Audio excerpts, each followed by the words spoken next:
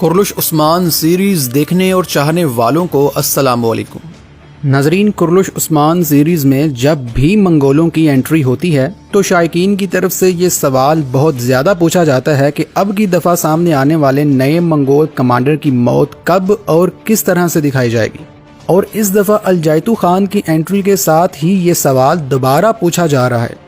تو دوستو آپ کو بتاتے چلیں کہ الجائتو خان کا کردار زیادہ عرصے تک سیریز کا حصہ نہیں رہے گا، بلکہ ہمارے خیال میں آنے والی 3 سے 4 اقساط تک ہی الجائتو خان کی موت عثمان بے کے ہاتھوں سے دکھا کر اس کا کردار ختم کر دیا جائے گا۔ اور اس کی سب سے بڑی وجہ ہے علاؤالدین بے کو بے قصور ثابت کرنا، یعنی علاؤالدین بے کو بے قصور ثابت کرنے کے لیے الجائتو خان کا منہ کھولنا بہت ضروری ہے۔ لہٰذا اس موضوع کو سمیٹنے کے لیے بہت جلد الجائتو خان اپنے منطقی انجام تک پہنچے گا، لیکن مرنے سے پہلے وہ اپنے جرم کا اعتراف ضرور کرے گا کہ ابراہیم بے کے بیٹے احمد بے کو میں نے ہی قتل کیا ہے، اور یوں علاؤالدین بے بے قصور ثابت ہو جائیں گے۔ ویسے کیا آپ کو الجائتو خان کی اداکاری پسند ہے یا نہیں، مجھے کمنٹس میں ضرور بتائیے گا۔